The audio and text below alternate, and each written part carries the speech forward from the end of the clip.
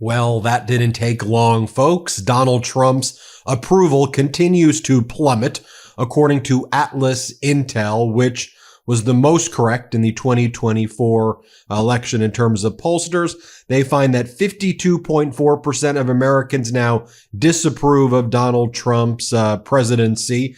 And when you look at the people who did not vote in the 2024 election, who could have swung the scales, I don't know, say to democracy, amongst the people who didn't vote in 2024, 83% of people who didn't vote, and I guess who would vote again, say they disapprove of the way Donald Trump is handling things. Also, when you take a look at the approval ratings of Zelensky versus Putin, as Donald Trump continues to suck up to Putin and just say a bunch of false and demeaning things about Ukraine, 14% of Americans view Zelensky positively, and Putin has a net negative 80% approval. I guess 80% people disapprove of Putin. It means 20% of Americans in MAGA like Vladimir Putin, which is very bizarre. The next question, do you approve Trump excluding Ukraine from negotiations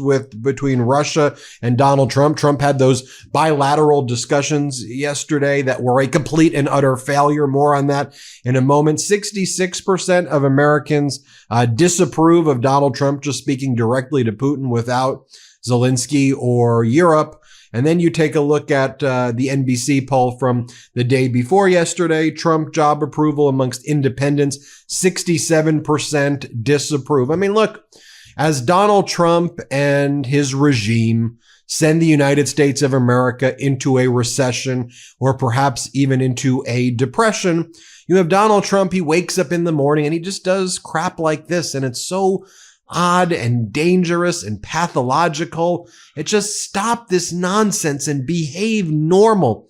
But look, folks, we know he's incapable of that. Here's the photo that he posted when he posed in front of the empty auditorium at the Kennedy Center with his hands outstretched like he's Mussolini, and he was kind of copying those photos from authoritarians in the past who stand on the balcony. There's literally nobody in that auditorium. And Donald, if you were to show up there, people would boo the hell out of you. I dare you to show up to a Kennedy Center event. By the way, I doubt there'll even be many more Kennedy Center events, since I think attendance is down 50% since Donald Trump fired everybody on the Kennedy Center board and appointed himself as chairman. And like nobody wants to perform there. The Hamilton play canceled and other people are canceling as well. I mean, you wake up in Trump regime America. And by the way, it's not a government by the people for the people. It's by the bullies for the billionaires. And you wake up to headlines like this, whereas with former President Biden, the headlines were like economy, envy of the world, new record highs in the stock market. Now you get headlines like this from the New York Times. Trump says a recession might be worth the cost. Economists disagree. It's like a stupid headline too, though. I mean, Trump says recession might be worth the cost. Economists disagree. How about Trump wants to destroy our economy, which is completely and utterly stupid and dangerous, so he and his oligarch friends could hoard their money and then try to lower the interest rates, then borrow, and then try to scoop up assets for pennies on the dollar when they crash the economy and make people suffer. I don't know. Maybe that's part of their plan. You take a look at the NASDAQ yesterday, the Dow yesterday continues to have awful, awful days. Headlines like this.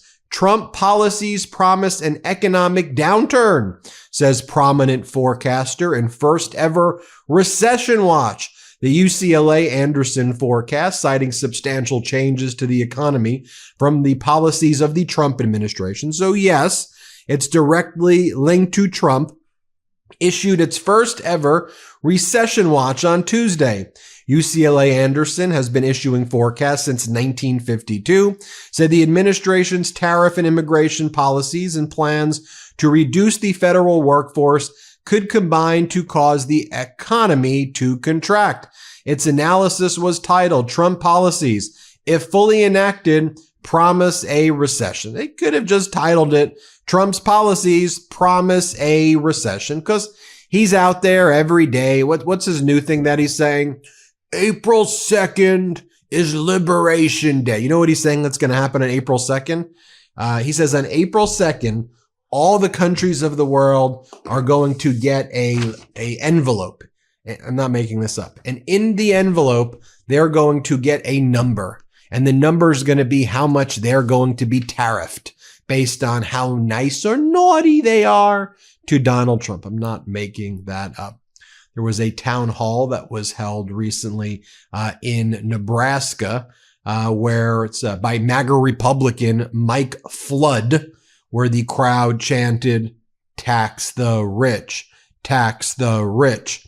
And this is in a ruby red area of Nebraska. Play this clip.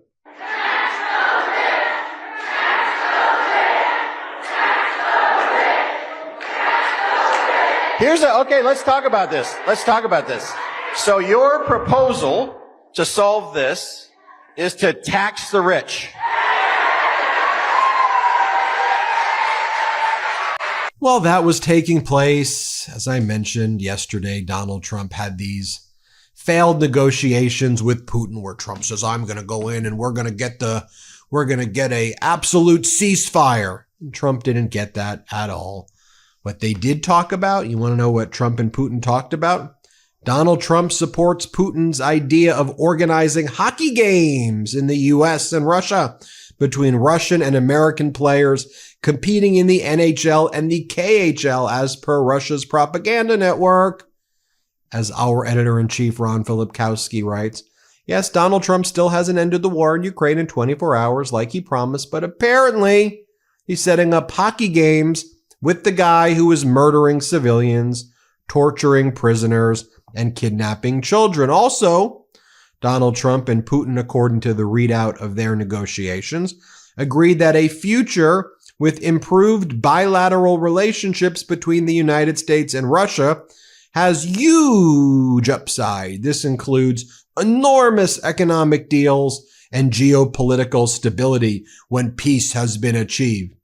As our editor-in-chief, Ron Filipkowski, explains, from the White House readout of Trump's call with Putin, where Putin did not agree to a ceasefire, it seems that while Trump is launching a trade war with the EU and North American countries, our closest allies, Trump does expect enormous economic deals with Russia very soon.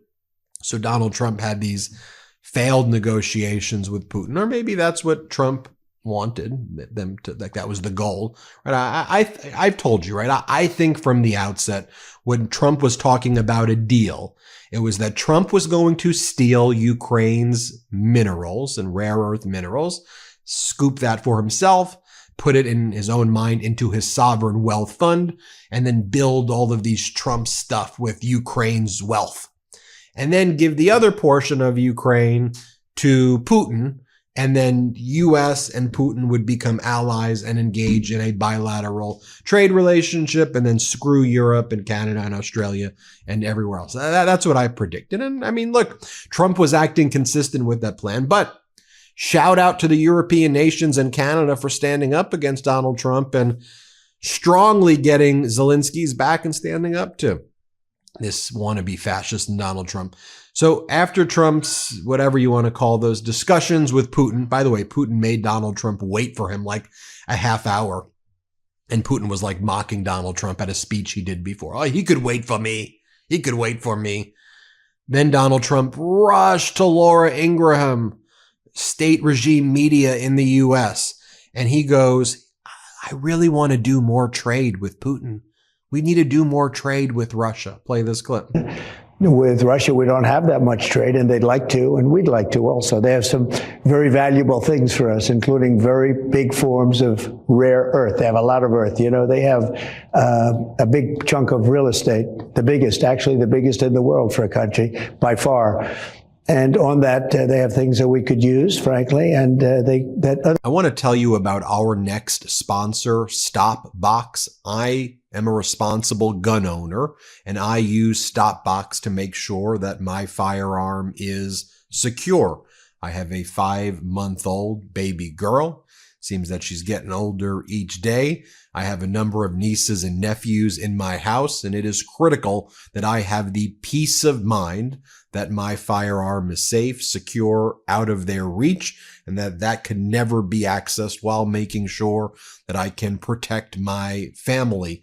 And one of the things that I like about StopBox Pro is it is 100% mechanical, so you never have to worry about it not working when you need it the most. And I was surprised about how durable and well made it is. And also it not relying on a battery also gives me more peace of mind. All StopBox products are proudly made in the USA in their own facility. Not only does this ensure the high quality craftsmanship of every product sent out, but it does also create meaningful jobs here. And at the MeidasTouch Network, all of our products, all of our merch are made in America as well. So it's great to be supportive of an American business like StopBox. So for a limited time only, our listeners are going to get a crazy deal here. Not only do you get 10% off your entire order when you use the code Meidas10 at stopboxusa.com, they're also going to give you a buy one, get one free for their StopBox Pro. So that's 10% off and a free StopBox Pro when you use the code Meidas10. Just spell it right. MEIDAS10, Meidas10. So you go to stopboxusa.com, use that code Meidas10. Discover a better way to balance security and readiness with StopBox. So he's talking about more trade with Russia. And then he keeps saying, I really want to do deals with Xi Jinping. I look up to Xi Jinping and Putin. Here's what he says. Play the clip. Putin actually said to me, if you're my friend, I'd hate to see you as my enemy. He said that very strongly. But with all of that, I had a very good relationship with Putin. I had a very good relationship with President Xi, a very good relationship with Kim Jong-un of North Korea. Lots of good relationships. And that's a positive thing. That's not a negative thing. But at the same time, I'm about our country. So that's why we're talking about tariffs. We'll be taking in trillions of dollars. I want to get to the tariffs in a minute because we're going to first hit the other. Then he spends the rest of the interview bashing Canada. Bashing Canada. Here's what he has to say about Canada. Let's play it. With Canada than you are with some of our biggest adversaries. Only because it's meant to be our 51st Street. Okay, but but listen to this for a second. We need their territory. They have territorial advantage. We're not going to let them get close to China. Look, right? I deal with every country, indirectly or directly. One of the nastiest countries to deal with is Canada. The people now this was Trudeau, the people that good old Justin, I call him Governor Trudeau, his people were nasty. And they weren't telling the truth. They never told the truth. They'd say, well, we don't charge. Well, they do. They charge tremendous. And here's what he says about Canada. Again, let's play it. You're tougher with Canada than you are with some of our biggest adversaries. Only because it's meant to be our 51st Street. And but listen to this for a second. We need their territory. They have territorial advantage. We're not going to let them get close to China. Look, right? I deal with every country, indirectly or directly. One of the nastiest countries to deal with is Canada. The people now this was Trudeau, the people that good old Justin, I call him Governor Trudeau, his people were nasty. And they weren't telling the truth. They never told the truth. So yes, praising China, praising Putin, but he's very bad and attacking Canada. I mean, it's so utterly pathetic. Shout out, by the way, to Canadian Prime Minister, their new Prime Minister, Mark Carney, who is, I think, pitch perfect right now in standing up to the Trump regime. As I've said, Mark Carney, the banker, Donald Trump, the bankrupter. Mark Carney, the banker, Donald Trump, the bankruptcy guy, over and over again. You need a real banker to deal with Donald Trump, and Carney's been handling him quite well. But, there's a pathology to these sicko authoritarians.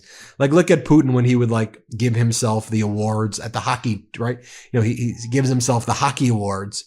Donald Trump gave himself over this weekend while America's Midwest faced deadly storms where 40 people or more died Trump awarded himself the golf tournament championship at his own golf club. Very Putin-esque. The way Putin has his sycophants go on state regime media. That's what Trump does. He has Witkoff, one of his special envoy to Russia, goes, "Oh, I would commend President Putin. I'm commending Putin. Oh, and on everything, the way he talked to Trump. Oh, and Donald Trump, I can't overstate how compelling he was. Trump was so compelling." Here, play this clip. So I think there have been some breakthroughs. I would commend President Putin for all he did today on that call to move his country close to a final peace deal. And I would say, and I would give all the credit to President Trump, his election, peace through strength, the perception that there are no alternatives, that a good peace, a lasting peace, a durable peace is important for both sides. And the president was, I can't understate, or I can't overstate how compelling he was on this call. He's a natural born leader, Sean, and he demonstrated that today. I've seen him in action. I know him pretty well, Steve, like you. I've known him 30 years, and there's no other human being like him. I will say that. Yeah, it's really pathetic stuff. And by the way, the Trump regime keeps putting out like just fake stuff like this too. Egg prices drop again. I think the USDA is putting out phony wholesale numbers, not retail number, wholesale numbers. And they're comparing wholesale to retail, and they're acting like egg prices have dropped and eggs are good now. We're all good now because the U.S. Department of Agriculture tells us there's no issues with eggs. Like a miracle, it's fixed. Mission accomplished. It's like, dude, I go to the grocery store. There's no eggs. At least for me in California, it's like $10. I know in other areas it's $8, $9. I don't know. You may find a Trader Joe's where it's $3 or $4. I don't know. But overwhelmingly, it's not $3.45. It's ridiculous. And this is what they want to, sell us on. And finally, I'll just show you this just so you can see for yourself the clip. First, just take a look at the stock market since inauguration. Hong Kong crushing it, Europe crushing it, United States being crushed. All the other markets are good, but the United States is doing horrible when it was doing fantastic under former President Biden. But here's Donald Trump, Liberation Day, April 2nd. We're all going to be liberated. Stupid. Here, play this clip. April 2nd is Liberation Day for our country because we're going to finally be taking in money. We're already doing it, a lot of money. As you know, we put down some early tariffs on people and countries that were not treating us well. So going back to what I shared with you at the outset, no wonder people are pissed. No wonder Trump's approval is plummeting. Frankly, I think it's high. I mean, the fact that it's still 47% approve of this madness, of this craziness or something like that, or 54% disapprove. Who could approve of the guy's like a psycho. And every aspect of it. We got to just keep opening up people's minds, showing them the facts, pulling out the receipts, and just showing what are we even talking about here? You got Trump and Musk cutting Medicaid and calling Social Security Ponzi schemes, firing veterans. Pisses me off. Hit subscribe. Let's get to 5 million subscribers. Thanks for watching. Can't get enough Meidas? Check out the Meidas Plus Substack for ad-free articles, reports, podcasts, daily recaps from Ron Filipkowski, and more. Sign up for free now at MeidasPlus.com.